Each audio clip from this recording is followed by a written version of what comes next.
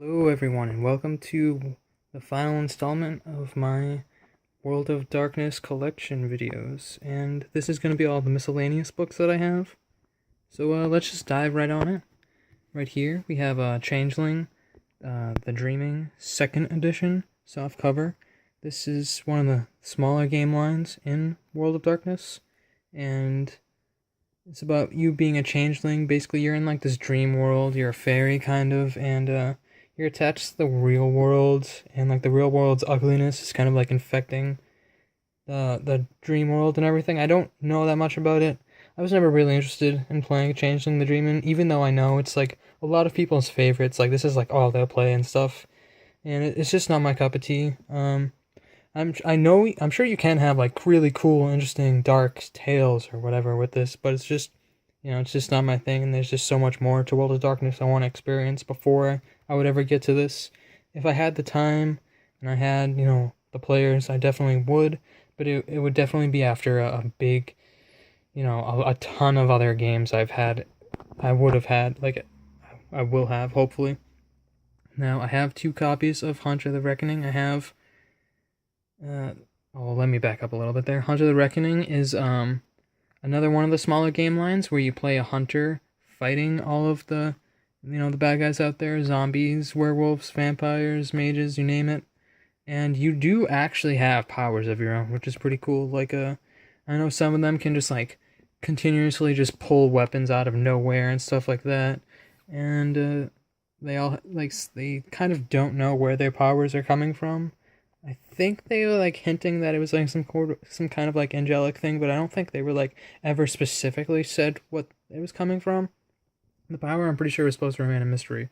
But then I have a version of it that's just from drive-through print on demand as well. And then over here, I did the same thing with Demon the Fallen. Demon the Fallen is the last of the old World of Darkness game lines. I think it had 11 books, somewhere between 10 and 12. I don't think it was anything above that. It was really cool. You got to play as a demon. You would have like this apocalyptic form that would like take over, or not necessarily take over, but like form sometimes, and you weren't supposed to have people see it. And your powers come from human faith, which I thought was really cool. Like you have to get humans to believe in you and like make pacts with you and stuff like that, and that's how you get your energy. I think that's a really cool concept, and I would love to play just like a straight up demon game sometime. I think that'd be really cool, just because of like what you have to do to survive and stuff. Like you make people believe in you. I think that's really cool. And like here is this version is the regular one of the prints of it. I know it had like at least 2 prints, I'm pretty sure, and like the fire's a little different on one of them. And then here's this is the print on demand version right here. It looks lighter, a little more, like you can see it looks good. And then here is World of Darkness Time of Judgment. This was the ending for the smaller game lines, except for Wraith, which ended beforehand. So basically, it's the ending for Demon, Hunter, Changeling, Mummy, which only had like 2 or 3 books of its own, and Kindred of the East, which are like the Eastern vampires, but they're their own thing entirely. It's a really cool book. I hear some of the sections aren't that good for players. I think it's like specifically Changeling. I think that people didn't like what was in there. I'm not too sure. I didn't go over the Changeling part, of course, because it just doesn't really interest me. But it's a really cool book just to have in your collection. I would definitely recommend it if you ever plan on ending the world, which you should do. I think it's a cool experience for World of Darkness not to. Like, it would be bad to not have it, because the whole thing is building up to the apocalypse. So, if it doesn't happen, then what's the point?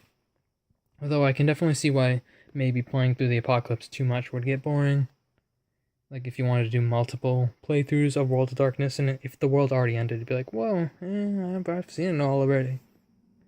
And then this was Mage the Sorcerer's Crusade, which Mage got its own line, kind of like the Dark Ages, but I'm pretty sure this takes place after the Dark Ages, I think. I'm not too sure. Again, it's like with World of Darkness games, I don't really want to play in the past that much, because there's just so much going on in the present. And the way that like you can deal with technology and stuff, I think is and like the modern day politics of everything. I think it's just really interesting to have. So, and this is a pretty self-explanatory book. It's the companion for Sorcerer's Crusade. So if you're ever gonna play it, get the good old companion. And I also have Castles and Covenants, which is a setting book for Mage, the Sorcerer's Crusade. And my last Sorcerer's Crusade book is Infernalism, The Path of Screams. It's a tome of black magic for Mage, the Sorcerer's Crusade. And then here is a Wraith the Great War, which is a book on playing in Wraith the Oblivion during World War I. So like the underworld had never before been like getting constantly filled with all these souls. So like it's like this great and terrible time in the underworld as much as it is like during World War I as well. It's just really cool setting. Definitely probably my favorite alternate setting that's not basic today World of Darkness, modern World of Darkness. Now this right here is Mummy's second edition, and before, well, let me explain what that means though. Like first there was Mummy first edition, where it was like just a little book on adding it to Vampire the Masquerade to like convert your characters to mummy, or to being a mummy, I believe. And then like this was the second version of that. But then after Mummy second edition, Mummy got its own game line called Mummy the Resurrection, and it was a very short game line. It was the shortest game line that ever existed for World of Darkness, and I'm pretty sure it was just the core book and then a player's guide, and that was it.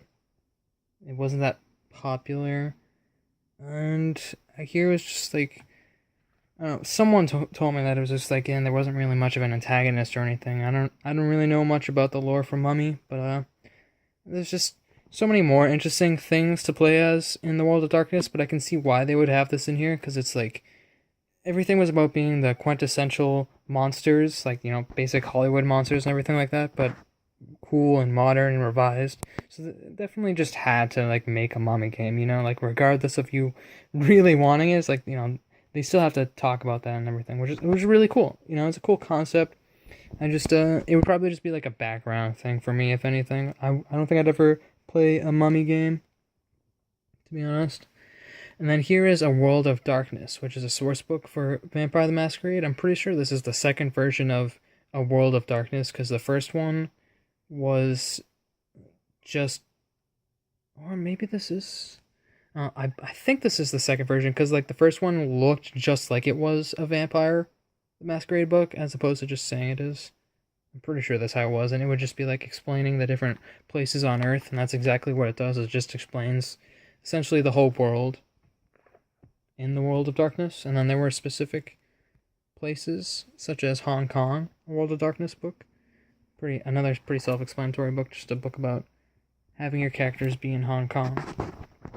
And here's Project Twilight, which is a book about government agencies fighting against supernatural entities. Pretty cool if you want to have the government and government conspiracies involved. The Inquisition. This is a book for it says Vampire the Masquerade, but I feel like it would be it's a book about being a hunter against vampires, I guess. I think it should have been put in with my Vampire the Masquerade books, but there's a reason why I kept it separate, I think.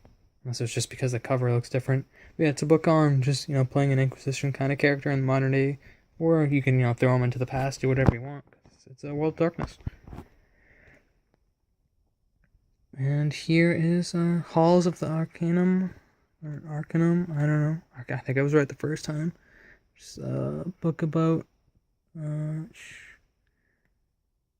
like, basically, like, ancient lore seekers and stuff like that. People looking for mysteries and stuff, and they would all go and put them in the hall or something like that, I think. I don't know. I don't really know too much about this book either, but that's kind of what it is like. Now, this is a really cool book I had planned on using once. I read through a lot of it, and it's a book for, like, setting a chronicle up at a circus, and you could definitely play probably a whole, like, mini chronicle just through this circus. Like, there's a lot of stuff going on here. There's there's vampire, mage, and werewolf characters, at least, if not more. So there's like something there for every kind of game line. And it'd be cool just to like throw your characters into a weird experience where everything's not as it seems and stuff like that. Then here is Blood Dim Tides, which is a World of Darkness sourcebook for everything underwater, everything aquatic. So if you were ever gonna run like a Rokia game, which are the shark shapeshifters for werewolf, this would be really interesting. Or if you were gonna have like something set on the coast, part of my campaign with my players is gonna be set on the coast in at Hampton Beach. So I may get some information out of this. I wanted to set up like a mini 3 or 4 part or like over at the beach, and I thought it'd be really cool just to have like, like someone's tying vampires up on the shore and stuff. So like when the sun comes up, they're just like getting burned to death and stuff immediately.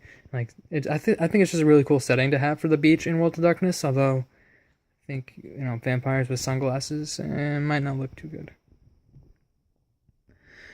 And here's World of Darkness Tokyo, which is a book on just having it be in Tokyo. So I have both Hong Kong and Tokyo. So I know of at least 2 Western, not Western, 2 Eastern specific books in the World of Darkness. Specifically being World of Darkness, not like a specific game line. And it's really cool. Like Tokyo's really technologically enhanced. I imagine it has really a lot of cool mages and everything. And this is actually gonna be the last book because it looks like the book behind it is also I have a second copy of A World of Darkness for some reason accidentally. But the last book here is Outcasts, which is a guide to playing pariahs for all 3 main groups: vampires, werewolves, and mages. Basically being an outsider in any of the main settings, and how you could kind of like join together and stuff. I think that's what some of my players are going to end up being, because I'm having a mixed game. So I could probably get some information out of this onto like, oh, why are all these characters together, Because otherwise it just doesn't really fit in with the setting if they don't have a reason why they're together. Because it's just like, hey, I'm a hunter and you're a vampire. What's going on, But I'm probably going to get some information on this. I had read some of it before and it's pretty good. If you ever run a loner type character or an outsider, definitely check it out. There's also I know Werewolf has the Ronin book for outsiders. Destiny Price would also work on this because it's on the streets. Hollow ones for mages and so forth. But yeah, this was the last part of my World of Darkness collection, and I may be doing more videos of World of Darkness in the future. I may put my campaign on YouTube. I'm not sure. I don't know, maybe if you guys want me to talk about specific books, I can do that. I know I won't be the first person on YouTube to be talking about World of Darkness books, but, so be it. I don't have the greatest understanding on YouTube of World of Darkness books. There's always going to be a World of Darkness historian out there who knows more than I do, but, so be it. I think the whole point is just to have fun with your game, and everyone's World of Darkness is different anyways. So, the game tells you, put things in you like, take things out you don't like. I'm sure not every game had Samuel Height existing in their World of Darkness, you know what I'm saying? So, yeah, just let me know if you want any more interesting content. I do have one I have one game from my Chronicle recorded already from about a year ago. I may post it, I'm not sure yet, but, other than that, if you want to see any of my other collection videos, they're down below. Thanks. Peace. And thanks for watching, guys, and take it easy.